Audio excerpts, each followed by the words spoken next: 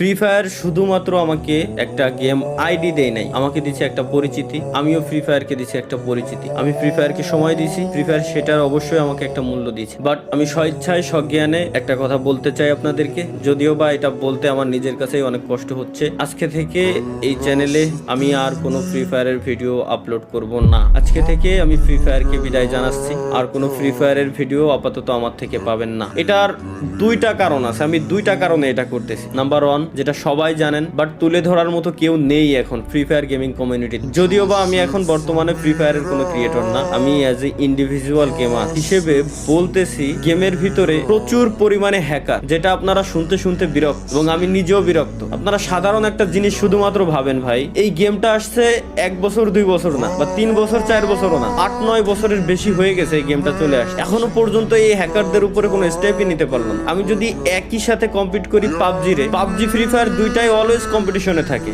যে কে কার আগে যাবে সবসময়। পাবজিতে এই হ্যাকার নিয়ে অনেক আগে থেকে তারা স্টেপ নিয়ে নিছে। ইভেন পিসি প্লেয়ার যারা আছে পাবজি, পিসিতেও তারা হ্যাক ইউজ করতে পারে না। বাট ফ্রি ফায়ারে কেন এই স্টেপটা নেওয়া হয় না? এই হ্যাকের কোডগুলো সেল করে কারা, এটা বলতে পারবেন আমাকে? যাই হোক ভাই, এগুলো দেখতে দেখতে বলতে বলতে বিরক্ত। এর ভিতরে দোষ আসলে এই হ্যাকারটা প্রমোট করছি আমরাই দিন শেষে, সত্যি যেটা বলতে হবে ভাই। কেন? কারণ আমার ম্যাচে কোনো হ্যাকার বললে আমি উল্টাপাল্টা রিয়াকশন দিয়ে ভিডিও ছাড়তাম, যে জাদুকর আসে, এ আসছে, ও আসছে। দিন শেষে ওইসব হ্যাকাররাই প্রমোট পাইতো। এখন তো ওপেনে ইউটিউবে বিভিন্ন হ্যাকাররা আসলে হ্যাক নিয়ে গেম টেম খেলে, লাইভ স্ট্রিম করে, তাদের চ্যানেলে লাখ লাখ সাবস্ক্রাইবার বানায় নিস। তো আসলে এগুলোর উপরে স্টেপ নেওয়া হয় না। এটা আমি গেরিনার অফিসিয়াল মডারেটরের সাথেও আমি এই ব্যাপারে কথাবার্তা বলছিলাম এবং তাদেরকে আমি পার্সোনালি ওইসব হ্যাকারের চ্যানেলের লিঙ্ক পর্যন্ত দিয়ে আসছি, পেজের লিঙ্ক পর্যন্ত দিয়ে আসছি। যখন আমি ছিলাম পার্টনারশিপ, তখন তাদের উপরে তারা স্টেপ নিয়েছে, কয়েকজনের উপরে স্টেপ নেওয়া হয়নি। মাঝে মাঝে গেরিনা অফিসিয়াল পেজ থেকে পোস্ট করে যে আজকে 6 লাখ হ্যাকারের আইডি ব্যান হয়েছে, কালকে 5 লাখ হ্যাকারের আইডি ব্যান হয়েছে। বাট কই ভাই, এখনো পর্যন্ত পার্মানেন্ট কোনো সলিউশন তো দেখলাম না। আইডি ব্যান তো পার্মানেন্ট ডিরেক্ট কোনো সলিউশন না। গেম খেলা অবস্থায়, গেমে থাকা অবস্থায় আপনি ডিরেক্ট ব্যানের কোনো স্টেপ কেন নেন না? আপনারা কেন করতে পারেন না? এত বছর হয়ে গেল, এই গেমটারে কি কাস্টমাইজ করতে পারেন না? গেমে কি শুধুমাত্র নতুন নতুন স্কিন, গান স্কিন, এটাই কি? এভাবে কি গেম চলবে? কোনোদিনও চলবে না। তো যাই হোক, পয়েন্ট নাম্বার 2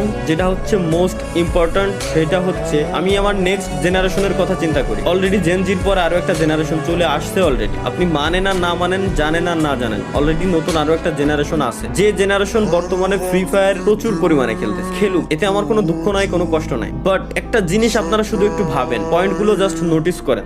এই নতুন জেনারেশন গেমের ভিতরে আসতেছে, ই স্পোর্টস তারা খেলবে, একজন ই স্পোর্টস এর প্লেয়ার হবে তারা, দেশের নাম উজ্জ্বল করার জন্য বাইরের কান্ট্রিতে তারা যাবে, এই আশা নিয়ে তারা যখন গেমের ভিতরে ঢুকতেছে। গেরিনা তো এইভাবেই গেমটাকে বর্তমানে প্রমোট করতেছে, তাই না? যে ই স্পোর্টস এর দিক দিয়ে। তো এই আশা নিয়ে একজন প্লেয়ার যখন গেমের ভিতরে আসবে, নতুন একজন প্লেয়ার গেম খেলা শুরু করবে, তখন তার পাশাপাশি তার যে